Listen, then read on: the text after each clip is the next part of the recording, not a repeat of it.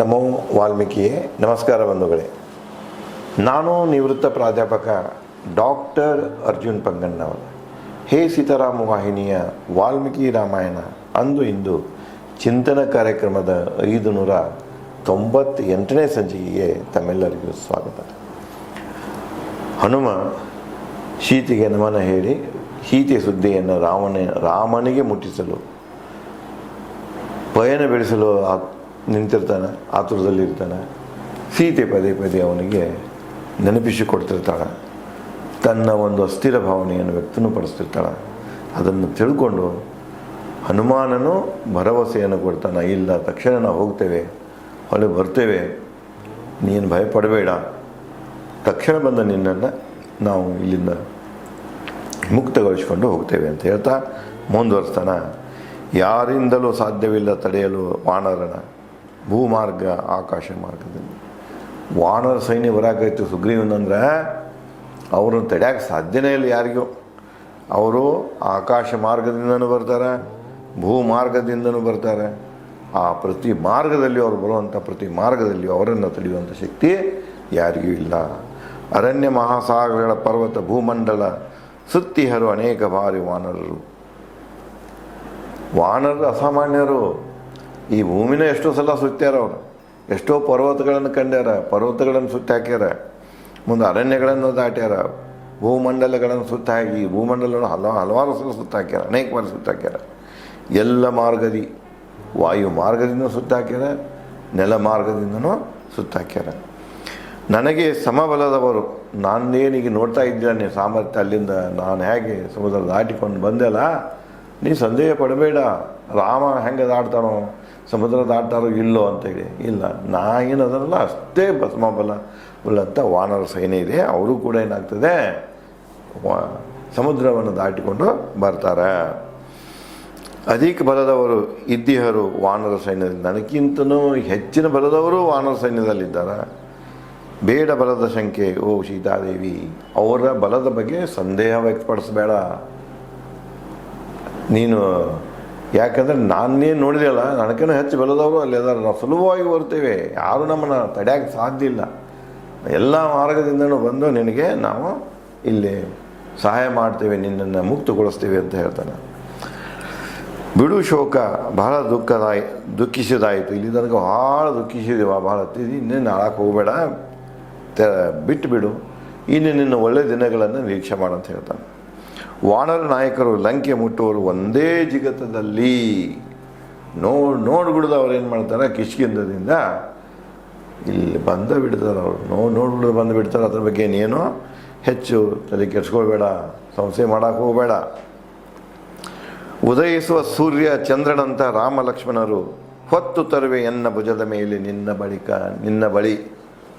ಅವ್ರ ಬಗ್ಗೆ ಚಿಂತೆ ಮಾಡೋಕೆ ಹೋಗ್ಬೇಡವ, ಎಡಕ್ಕ ಮತ್ತು ಬಲಕ್ಕೆ ಭುಜದ ಮ್ಯಾಗ ಇಬ್ಬರನ್ನು ಕುಣಿಸ್ಕೊಳ್ತು ನಾವು ರಾಮ ಲಕ್ಷ್ಮಣರನ್ನ ಒಂದೇ ನೆಗೆತಿದಾಗ ತಂದು ನಿನ್ನ ಮುಂದೆ ಅವರಿಬ್ಬರು ನಿಲ್ಲಿಸ್ತೇನೆ. ಓ ಸೀತಾದೇವಿ, ಧೈರ್ಯವಾಗಿರು, ಬಂದು ರಾಮ ಲಕ್ಷ್ಮಣ ಕೊರದೊಯ್ಯೋರು ನಿನ್ನ ಅಯೋಧ್ಯೆಗೆ. ನೀನು ಹೇಳಿಲ್ಲ ಗಂಡೆಗೆ ಒಂದು ಸವಾಲು ಒಡ್ಡಿದ್ದೀನ, ಅವರು ಬರ್ತಾರೋ, ಸಾವನ್ನು ಕೊಲ್ತಾರೋ, ನಿನ್ನ ಅಯೋಧ್ಯೆಗೆ ತಗೊಂಡು ಹೋಗ್ತಾರೋ ಅಂತ ಭರವಸೆ ಮಾತನ್ನು ಹೇಳ್ತಾನೆ. ಸ್ವಸಂತೈಸಿಕೋ, ಇನ್ನು ನಿನಗೆ ಸಂತೈಸೋರು ಯಾರೂ ಇಲ್ಲ, ಈಗ ನೀನು ಸಂತೈಸ್ಕೊಳ್ಬೇಕು. ಇಲ್ಲ, ಹನುಮಾನ ಬಂದಿದ್ದ, ಹೋಗಿ ರಾಮನಿಗೆ ಸುದ್ದಿ ಹೇಳ್ತಾನೆ, ರಾಮ ಬಂದೇ ಬರ್ತಾನೆ, ಯುದ್ಧ ಮಾಡ್ತಾನೆ, ರಾವಣ ಕೊಲ್ತಾನೆ ಅನ್ನುವಂಥ ಮನಸ್ಸಿಗೆ ಸಮಾಧಾನ ನೀನೇ ಹೇಳ್ಕೊಳ್ಬೇಕು. ನಿನಗೆ ಇಲ್ಲಿ ಸಮಾಧಾನ ಹೇಳೋರು ಯಾರು ಇಲ್ಲ. ಸಂತೋಷವಾಗಿರು, ತಾಳ್ಮೆಯಿಂದಿರು. ತಾಳ್ಮೆ ಭಾಳ ಮುಖ್ಯ. ನಾವು ಬಂದು ಯುದ್ಧ ಮಾಡೋ ತನಕ ತಾಳ್ಮೆ ಮೀರಬೇಡ, ತಾಳ್ಮೆ ಕಳ್ಕೋಬೇಡ. ಮತ್ತು ನೀ ಏನಾದರೂ ಇಲ್ಲ ಅವರು ಬರಲಿಲ್ಲ, ತಡ ಆಯ್ತು ಅಂಥೇಳಿ ಆತ್ಮಹತ್ಯೆ ಅದು ಮಾಡ್ಕೊಳಕ್ಕೆ ಹೋಗಬೇಡ, ದೇಹ ತ್ಯಾಗ ಮಾಡೋಕ್ಕೆ ಹೋಗಬೇಡ. ಎಲ್ಲ ನಮ್ಮ ಪ್ರಯತ್ನ ಎಲ್ಲ ವ್ಯರ್ಥವಾದೀತು. ತಾಳ್ಮೆಯಿಂದಿರು. ಅಲ್ಪ ಸಮಯದಲ್ಲಿ ಜ್ವಾಲೆಯಂತಹ ರಾಮನ ನೋಡು. ಕೆಲವೇ ಸಮಯದಲ್ಲಿ ನಾವು ಹೋಗಿ ಮೊಟ್ಟುಗಳು ರಾಮ ಬಂದ ಬಿಡ್ತಾನೆ. ಜ್ವಾಲೆ ಹೆಂಗೆ ಕಾಣಿಸಲ್ಲ, ಆ ಜ್ವಾಲೆ ರೂಪಿ ರಾಮ ನಿನ್ನ ಮುಂದೆ ಬಂದ ಬರ್ತಾನೆ. ರಾಮ ಲಕ್ಷ್ಮಣರು ಬಂದೇ ಬರುವರು, ರಾವಣನ ಸಂಹರಿಸಲು ಬಿಡುಗಡೆಗೊಳಿಸಿ ನಿನ್ನ ಮರಳಿ ಒಯ್ಯುವರು. ಅವರ ಬರ್ತಾರೆ, ರಾವಣನ ಜೊತೆಗೆ ಯುದ್ಧ ಮಾಡ್ತಾರೆ, ರಾವಣ ಸಂಹಾರ ಮಾಡ್ತಾರೆ, ರಾವಣನಿಂದ ನಿನ್ನ ಬಿಡುಗಡೆ ಮಾಡಿಕೊಂಡು ಪುನಃ ಅಯೋಧ್ಯೆಗೆ ನಿನ್ನನ್ನು ಕರ್ಕೊಂಡು ಹೋಗ್ತಾರೆ. ಸ್ವಲ್ಪ ಧೈರ್ಯವಾಗಿರೋ, ತಾಳ್ಮೆಯಿಂದಿರು ಅಂತ ಹೇಳ್ತಾನೆ. ನೆಮ್ಮದಿ ಇಲ್ಲ ರಾಮನಿಗೆ ನಿನ್ನ ವಿರಹ ಶೋಕದಿ. ಅವನಿಗೂ ನಿನ್ನ ವಿರಹದ ಶೋಕ ಭಾಳ ದುಃಖ ಭಾಳ ಆಗ್ತಾಯಿದೆ. ಅವನಿಗೂ ಕೂಡ ನೆಮ್ಮದಿ ಇಲ್ಲ. ನರಳುತ್ತಿಹನು ಸಿಂಹ ಗಾಯಗೊಳಿಸಿದ ಆನೆಯಂತೆ. ಒಬ್ಬ ಅಲಂಕಾರ. ಯಾವ ರೀತಿ ಸಿಂಹ ಆನೆಯನ್ನು ಗಾಯಗೊಳಿಸಿದಾಗ ಆನೆ ನರಳುತ್ತಿದ್ದಿಲ್ಲ, ಆ ರೀತಿಯಾಗಿ ನಿನ್ನ ವಿರಹ ದುಃಖದಾಗ ರಾಮ ನರಳುತ್ತಾ ಇದ್ದಾನೆ. ಚಿಂತಿಸುವೇಕೆ ರಕ್ಷಿಸಲು ನಿನ್ನ ಅಗ್ನಿತೇಜ ರಾಮ ವಾಯುತೇಜ ಲಕ್ಷ್ಮಣ. ಅಗ್ನಿತೇಜ ರಾಮ ಇದ್ದಾನೆ, ವಾಯುತೇಜ ಲಕ್ಷ್ಮಣ. ಇಬ್ಬರು ಇಂಥವ್ರು ಇರುವಾಗ, ಸುದ್ದಿ ಮುಟ್ಟ ತಕ್ಷಣ ನಿನಗೆ ರಕ್ಷಣೆಗಾಗಿ ಬರುವಂಥ ವ್ಯಕ್ತಿಗಳಿರುವಾಗ ಇನ್ಯಾಕೆ ಚಿಂತೆ ಮಾಡಾಗತ್ತೇವ? ಚಿಂತೆಯನ್ನು ಬಿಟ್ಟುಬಿಡು, ದುಃಖಿಸುವುದನ್ನು ಬಿಟ್ಟುಬಿಡು ಅಂತ ಹೇಳ್ತಾರೆ. ಇನ್ನು ಬಿಡಲಾರರು ನಿನ್ನ ಇಲ್ಲಿ. ಅವ್ರಿಗೆ ಸುದ್ದಿ ಮುಟ್ಟಿದ ನಂತರ ನಿನ್ನ ಬಿಡಂಗಿಲ್ಲ. ಅವರು ಬಂದ ಬಿಡ್ತಾರೆ. ಅವರು ಒಂದು ದಿವಸನೂ ಹೇರ್ಫೇರ್ ಮಾಡೋಂಗಿಲ್ಲ. ಸುದ್ದಿ ಮುಟ್ಟಿದ ತಕ್ಷಣ ಬಂದು ಬಿಡ್ತಾರೆ ಅವರು. ಇನ್ನು ನಿನಗಿನ್ನು ಭಾಳ ದಿವಸ ಇಲ್ಲಿ ಬಿಟ್ಟಿರೋದಿಲ್ಲ ಅವರು. ರಾಮ ಬಂದು ಮುಕ್ತಗೊಳಿಸುವನು ನಿನ್ನ ಬಂಧನದಿಂದ. ಕೇಳಿ ಹನುಮನ ದೃಢವಾಕ್ಯಗಳನ್ನು ಸೀತೆ ತನ್ನ ನೆಮ್ಮದಿಗಾಗಿ ನುಡಿದರು. ಹನುಮಾನನ ಈ ಮಾತುಗಳನ್ನು ಕೇಳಿ ತನ್ನ ಸ್ವಂತ ನೆಮ್ಮದಿಗಾಗಿ ಸೀತೆ ಹೇಳ್ತಾಳೆ, ಓ ವಾನರ ವ್ಯಾಘ್ರಣೆ, ಕೇಳಿ ನಿನ್ನ ಹಿತ ನುಡಿ. ಹರುಷಿತಳಾದೆ ಮಳೆಗೆ ಚಿಗುರುವ ಬೆಳೆಯಂತೆ. ಯಾವ ರೀತಿಯೇ ಬೆಳೀತಿರ್ತಲ್ಲ, ಅಂಕುರ ಬೀಜ ಒಡೆದ ಕಾಶಿ ಸಣ್ಣದೊಂದು ಸಸಿಯಾಗಿರ್ತದೆ, ಅದ್ರ ಮ್ಯಾಗ ಮಳೆ ಬಿದ್ದು ಕೂಡಲೇ ಯಾವ ರೀತಿಯಾಗಿ ಚೈತನ್ಯದಿಂದ ಮೇಘ ಚಿಗುರ್ತದ, ಎಲೆಗಳು ಚಿಗುರ್ತಾವಲ್ಲ, ಹಂಗೆ ನಿನ್ನ ಮಾತುಗಳನ್ನು ಕೇಳಿ ನನ್ನ ಏನಾಗ್ತಾಯಿದೆ, ನನ್ನಲ್ಲಿ ಹರುಷ ಚಿಗುರು ಹೊಡಿತಾ ಇದೆ, ಭರವಸೆ ಚಿಗುರು ಹೊಡಿತಾ ಇದೆ. ಚಿಂತೆಯಲ್ಲಿ ಸೊರಗಿದ ಎನ್ನ ಅಂಗಾಂಗ ಬಯಸುತ್ತಿರುವ ರಾಮನ ಸ್ಪರ್ಶ ಕರುಣಿಸು. ಈಗ ನನ್ನಲ್ಲಿ ರಾಮನ ಬಗ್ಗೆ ಉತ್ಸುಕತೆ ಹುಡ್ತಾ ಇದೆ. ಬಂದ ರಾಮನನ್ನು ಯಾವಾಗ ಅಪ್ಕೊಂಡನ, ರಾಮನ ಸ್ಪರ್ಶವನ್ನು ಯಾವಾಗ ಪಡೆದೇನು ಅನ್ನುವಂಥ ಈ ಒಂದು ಉತ್ಸುಕತೆ ನನ್ನಲ್ಲಿ ಏನಾಗ್ತದೆ, ಹೆಚ್ಚಾಗ್ತಾ ಇದೆ. ಕರುಣಿಸು, ನೀ ಹೋಗಿ ರಾಮನಿಗೆ ಬೇಗ ಹೇಳು ಅಂತ ಹೇಳ್ತಾರೆ. ಓ ವಾನರ ನಾಯಕ, ಜ್ಞಾಪಿಸು ರಾಮನಿಗೆ ಕಾಗೆ ಪ್ರಸಂಗ. ಮತ್ತೆ ನೆನಪು ಮಾಡಿಕೊಡ್ತಾಳೆ. ಇನ್ನು ನನಗೆ ಬಂದ ನಂದು ಸಂದೇಶ ತಗೊಂಡು ನೀ ಹೇಳಕತ್ತಿಲ್ಲ, ರಾಮನಿಗೆ ನನ್ನ ಕಾಗೆ ಪ್ರಸಂಗವನ್ನು ನೆನಪಿಸಿದಾಗಂದ್ರೆ ಅವನಿಗೆ ಇದಾಗ್ತದೆ. ಮತ್ತು ಎನ್ನ ಹಣೆಗಲ್ಲ ಮೇಲೆ ರಾಮನ ಬಿಡಿಸಿದ ಚಿತ್ರ. ಅಷ್ಟೆಲ್ಲ ಮತ್ತೊಂದು ಹೇಳ್ತಾನೆ, ರಾಮ ಚಿತ್ರ ಕೊಡಿದಾಗ ನಾವಿದ್ದಾಗ ಇಬ್ಬರು ಏಕಾಂತದಲ್ಲಿದ್ದಾಗ ನನ್ನ ಗಲ್ಲದ ಮೇಲೆ ಹಣೆ ಮೇಲೆ ಚಿತ್ರ ಬಿಡಿಸ್ತಿದ್ದವು. ಇವತ್ತು ಇದೆ ಸಾಮಾನ್ಯವಾಗಿ ಪ್ರೇಮಿಗಳ ಮಧ್ಯದಲ್ಲಿ. ಅದು ಮತ್ತು ಅವ್ರದ್ದು ವಯಸ್ಸು ಅಷ್ಟೇ ಇತ್ತು. ಅವಾಗ ಏನಂದ್ರೆ ಅವ ಜಸ್ಟ್ ಬಂದಾಗ ರಾಮ ಒಂದು 17 ವರ್ಷ ಇರ್ತಾನೆ, ಸೀತೆ 13 ವರ್ಷದಾಗಿರ್ತಾನೆ. ಅದಕ್ಕೆ ಇದೇ ನಾವು ನಮ್ಮ ಹಣೆ ಮ್ಯಾಗ ಗಲ್ಲದ ಮ್ಯಾಗ ಏನೋ ಚಿತ್ರ ಬಿಡಿಸ್ತಿದ್ದಿಲ್ಲ, ಅದನ್ನು ನೆನಪಿಸಿ, ಕಾಗಿ ಪ್ರಸಂಗ ಜೊತೆಗೆ ಇದನ್ನು ನೆನಪಿಸಿಬಿಡು. ರಾಕ್ಷಸರ ಮಧ್ಯೆ ಸೀತೆ ಓಡಾಡುವಾಗ ನೀ ಹೇಗಿರುವೆ ವಿಚಾರಿಸು ರಾಮ. ಮತ್ತು ನೋಡ್ರಿ ಅಲ್ಲಿ ತಿಳಿದಾಳ, ಅಲ್ಲೇ ಲಂಕೆಯಲ್ಲಿ ಸೀತೆ ಈ ರಾಕ್ಷಸರ ಉಪಟಳಕ್ಕೆ ಹಿಂಸೆಗೆ ಓಡಾಡ್ತಾ ಇದ್ದಾಳ. ಇಂಥ ಸಮಯದಲ್ಲಿ ನೀನು ಹೇಗಿದ್ದೀಯಾ ಅಂತ ಪ್ರಶ್ನೆ. ಅಂದರೆ ಅವನಿಗೆ ಸಿಟ್ಟು ತರುವಂಥ ಮಾತು. ಯಾರಿಗೆ? ರಾಮನಿಗೆ. ಓ ನಿರ್ದೋಷಿ ರಾಮ, ರಕ್ಷಿಸುವೆ ಎನ್ನ ಆಭರಣಗಳ ಕಂಡು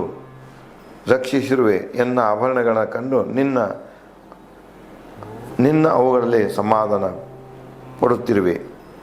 ಓ ನಿರ್ದೋಷಿ ರಾಮ, ರಕ್ಷಿಸಿರುವೆ ಎನ್ನ ನನ್ನ ಆಭರಣಗಳನ್ನು ರಕ್ಷಣೆ ಮಾಡ್ಯಾನ. ಯಾಕೆ ಮಾಡ್ಯಾನಂದ್ರೆ ಆಭರಣಗಳನ್ನು ಕೊಟ್ಟದ್ದು ರಾಮನ ಗುರುತುಗಳು. ಪ್ರೇಮದಲ್ಲಿ ಇದು ಬರ್ತಿದೆ. ಪ್ರೇಮದಲ್ಲಿ ಯಾವುದೇ ಪ್ರೇಯಸಿಯಾಗಲಿ ಪ್ರೀತಮಾಗಲಿ ಏನಾದರೂ ಒಂದು ಕಾಣಿಕೆ ಕೊಟ್ಟಿದ್ರೆ ಅಥವಾ ಒಂದು ಏನಾದರೂ ಆವರಣ ಏನೇ ಕೊಟ್ಟಿದ್ರೆ ಅಲ್ಲಿ ನಿಜವಾದ ಪ್ರೇಮ ಇತ್ತಂದ್ರೆ, ಅಂದರೆ ಆ ಪ್ರೇಮದಲ್ಲಿ ಏನಾಗ್ತಿದೆ ಅಂದರೆ ಅವರು ಅಂಥ ಗುರುತುಗಳನ್ನು ಕೊನೆಯವರೆಗೂ ಇಟ್ಕೊಂಡಿರ್ತಾರೆ. ಇಲ್ಲಿಯೂ ಕೂಡ ಅದನ್ನ ಹೇಳ್ತಾಳೆ, ಅವೇನು ರಾಮ ನನಗೆ ಆಭರಣಗಳನ್ನು ತೊಡಿಸಿದ್ದ, ಅವುಗಳಲ್ಲೇ ನಾನು ರಾಮನನ್ನು ಕಾಣ್ತಾ ಇದ್ದೇನೆ, ಅವನು ನೋಡಿ ಬದುಕ್ತಾ ಇದ್ದೇನೆ, ಇದನ್ನು ಹೇಳಂತ ಹೇಳ್ತಾಳೆ. ಎನ್ನ ಕಣ್ಣೀರಲ್ಲಿ ತೊಯ್ದ ಆಭರಣ ಕಳಿಸಿರುವೆ ನಿನಗೆ ಇನ್ನೂ ಜೀವಿಸಲಾರೆ. ಅದೇ ಅಂಥದ ಒಂದು ಆಭರಣವನ್ನು, ಕಣ್ಣೀರಿನಲ್ಲಿ ತೊಳೆದ ಆಭರಣವನ್ನು ನಾನು ಗುರುತಿಗಾಗಿ ನಿನ್ನ ಕೈಯಾಗಿ ಕೊಟ್ಟಿದ್ದೇನೆ. ಅದಕ್ಕೆ ತಗೋ, ಇಲ್ಲಿ ತನಕ ನಾನು ಜೀವಂತವಾಗಿದ್ದೇನೆ ನಿನ್ನ ನೆನಪಿನಲ್ಲಿ, ಇನ್ನು ಮುಂದೆ ನನಗೆ ಜೀವಂತವಾಗಿರಲಿಕ್ಕೆ ಆಗುವುದಿಲ್ಲ ಅನ್ನುವಂತಹ ನನ್ನ ಮಾತನ್ನು ಚಾಚು ತಪ್ಪದೆ ರಾಮನಿಗೆ ತಿಳಿಸಬೇಕಂತ ಹನುಮನಿಗೆ ಹೇಳ್ತಾನೆ. ದಿನಗಳೆಯುವೆ ರಾಕ್ಷಸರ ಯಾತನೆ, ಮನಚುಚ್ಚುವ ಬೈಗಳ ಮಧ್ಯೆ ನೀವು ಬರುವವರೆಗೆ, ನೀವು ಬರೋ ತನಕ ಇನ್ನೇನು ಹಿಂಸೆ ಕೊಡ್ತಾರಲ್ಲ ಅದನ್ನೆಲ್ಲ ತಾಳ್ತೇನೆ ನಾನು. ಭಯಾನಕ ನಿರುವನು ರಾವಣ. ರಾವಣ ಭಾಳ ಭಯಾನಕ ಅದಾನ. ಅವನು ಕೊಡುವಂಥ ಹಿಂಸೆನೂ ಕೂಡ ನಾನು ತಡ್ಕೊಳ್ತೀನಿ. ಕೆಟ್ಟ ಮನುಷ್ಯನವ, ಕೆಟ್ಟ ಮನಸ್ಸನ್ನು ಯಾವಾಗಲೂ ವಿಕೃತ ಮನುಷ್ಯನವನು. ಸೀತೆಯನ್ನು ಯಾವಾಗಲೂ ವಿಕೃತ ಕಾಮುಕ ಮನುಷ್ಯನವನು. ಯಾವಾಗಲೂ ಸೀತೆಯ ಒಂದು ವಿಕೃತ ಮನಸ್ಸಿನಿಂದ ನೋಡ್ತಿರ್ತಾನೆ. ತಡ ಮಾಡಿದರೆ ನೀವು ಜೀವಿಸಲಾರೆ ದಾಟಿ 1 ಮಾಸ. ಅದಕ್ಕೆ ಮತ್ತು ಎಚ್ಚರಿಸ್ತಾಳೆ, ಇನ್ನು ಭಾಳ ಬದುಕಿಲ್ಲ, ಒಂದು ತಿಂಗಳಷ್ಟೇ ಬದುಕ್ತೀನಿ, ಅದಕ್ಕೆ ನೀವು ಆ ತಿಂಗಳ ಒಳಗನೆ ಬಂದು ನನ್ನನ್ನು ರಾವಣನಿಂದ ಮುಕ್ತಗೊಳಿಸಿಕೊಂಡು ಹೋಗಿ. ಕೇಳಿ ಹನುಮ ಸೀತೆಗೆ ಗಡು ನುಡಿದ. ಸೀತೆಯ ಮತ್ತು ಗಡುವ ನೆನಪು ಮಾಡಿಕೊಟ್ಟಾಗ ಹನುಮ ಹೇಳ್ತಾನೆ, ಓ ಸೀತಾದೇವಿ, ತೊರೆದು ದುಃಖ ಸಂದೇಹ ನಿಶ್ಚಿಂತರಾಗಿರು, ನಿನ್ನ ಬಿಡುಗಡೆ ಬರುವರು. ನೋಡು, ನಿನ್ನ ಬಿಡುಗಡೆ ಬರ್ತಾರೆ, ಯಾವುದೇ ಸಂದೇಹ ಮಾಡಬೇಡ, ಸಂದೇಹ ಮುಕ್ತನಾಗಿರು, ಸಂಶಯ ಮುಕ್ತನಾಗಿರು, ನಾವು ಬಂದೇ ಬರ್ತೀವಿ, ನಿನ್ನ ದುಃಖವನ್ನು ತೊರೆ ಅಂತ ಹೇಳ್ತಾನೆ. ರಾಮ ಲಕ್ಷ್ಮಣ ಮತ್ತೇನಾದರೂ ಗುರುತು ಕೊಡುವ, ರಾಮನ ಮೆಚ್ಚಿಸಲು ನಂಬಲು ನನ್ನ ವಾರ್ತೆ. ಮತ್ತೇನಾದರೂ ಹೇಳುವುದಿದ್ರೆ ಹೇಳು, ರಾಮನ ಮೆಚ್ಚಿಸುವಂಥವು ಅಂತ ಕೇಳ್ತಾವೆ. ಓ ಮಾತೆ, ಕೇಳಿ ಹನುಮನಮ್ಮನ ಕೋರಿಕೆ. ಸೀತೆ ಕೊಟ್ಟಳು ತಕ್ಷಣ ತಲೆ ಗೂದಲಾಭರಣ ರಾಮ ನಂಬುವನು ಎನ್ನುತ್ತಾ ತನ್ನ ಆಭರಣವನ್ನು ಕೊಡ್ತಾಳೆ. ಪಡೆದ ಆಭರಣ ಸೀತೆಯಿಂದ ಹನುಮ ನಮಿಸುತ್ತಾ ಸೀತೆಗೆ ಹಾರಿದನು. ಹನುಮ ಇಷ್ಟು ಆಭರಣ ತೊಗೊಂಡು ಮತ್ತೊಂದು ಆಭರಣ ತೊಗೊಂಡ ಅವ ಆಕಾಶದ ಹಾರ್ತಾನೆ. ಕಂಡು ಹನುಮನ ನಿರ್ಗಮನ ಸೀತೆ ಉಸಿರುಗಟ್ಟಿದ ಧ್ವನಿಯಲ್ಲಿ ಉರಿದಳು ಅಳುತ್ತಾ. ಅವೇನು ಆಕಾಶಿಗೆ ನೆಗಿತಾನೆ, ಈಗ ಹಾರ್ತಾನೆ, ಅವನು ಹೋಗ್ತಾ ಇರೋದನ್ನು ನೋಡಿ ಸೀತೆಗೆ ಮತ್ತು ಅಳಕು ಹುಡ್ತಿದೆ, ದುಃಖಿಸ್ತಾಳ. ಉಸಿರುಗಟ್ಟಿದ ಧ್ವನಿಯಲ್ಲಿ ಹೀಗೆ ಅನ್ಕೊಳ್ತಾಳೆ, ಓ ಹನುಮಾನ್, ಸಿಂಹದಂಥ ರಾಮ ಲಕ್ಷ್ಮಣರಿಗೆ, ಸುಗ್ರೀವ ಮತ್ತು ಮಂತ್ರಿಗಳಿಗೆ ಕೇಳು ನಮ್ಮ ಕುಶಲವನ್ನು, ಅವ್ರ ಕುಶಲನ ಕೇಳಿದೆನಂತ ಕೇಳಪ್ಪ ಅಂತ ಹೇಳ್ತಾಳೆ. ತಿಳಿಸಿ ಎನ್ನ ಶೋಚನೀಯ ಸ್ಥಿತಿ ರಾಮನಿಗೆ, ಕೇಳು ಶೋಕ ಸಾಗರಕ್ಕೆ ಮುಕ್ತಿ ನೀಡಲು ಎನಿಗೆ. ನಾನು ಶೋಕ ಸಾಗರದಲ್ಲಿ ಮುಳುಗ್ತಾ ಇದ್ದೇನೆ, ಅದಕ್ಕೆ ಮುಕ್ತಿ ಕೊಡೋ ಸಲುವಾಗಿ, ಅದರಿಂದ ನನ್ನನ್ನು ಸ್ವತಂತ್ರಗೊಳಿಸುವ ಸಲುವಾಗಿ ರಾಮನಿಗೆ ಹೇಳು ಅಂತ ಹೇಳ್ತಾರೆ. ಸುಖಕರವಾಗಲಿ ನಿನ್ನ ಪಯಣ, ನಿನ್ನ ಪಯಣ ಸುಖಕರವಾಗಲಿ. ನಾವು ಹೇಳ್ತಿರ್ತಿಲ್ಲ ಯಾರು ಹೊಂಟಿದ್ರೆ, ಸುಖಕರವಾಗಲಿ ನಿಮ್ಮ ಪಯಣ ಅಂತಲ್ಲ. ಈ ಒಂದು ಪರಂಪರೆ ಏನಿದೆ ಆವಾಗಿಂದ ಅದರ ಪೂರ್ವದಲ್ಲಿಯೂ ಇತ್ತು. ಕೇಳುತ್ತಾ ಸೀತೆ ಉಲಿವು ಹನುಮ ಪಯಣ ಬೆಳೆಸಿದ. ಯಾಕೆ ಅದನ್ನು ಹೇಳ್ತಿರ್ತಾಳೆ, ಆ ಧ್ವನಿಗಳನ್ನು ಹೇಳುವಂಥ ಮಾತುಗಳನ್ನು ಕೇಳ್ತಾ ಇವನು ತನ್ನ ಪಯಣವನ್ನು ಮುಂದೆ ಬೆಳೆಸ್ತಾನೆ. ಇನ್ನು ಮತ್ತೇನು ಪ್ರಸಂಗ ಬಂದು ಒದಗ್ತಿದೆ, ಮತ್ತೇನು ಘಟನೆಗಳಾಗ್ತವೆ ಅನ್ನೋದನ್ನು ನಾನು ತಮಗೆ ಮುಂದಿನ ಸಂಚಿಕೆಯಲ್ಲಿ ಹಂಚಿಕೊಳ್ಳುತ್ತೇನೆ. ಧನ್ಯವಾದ.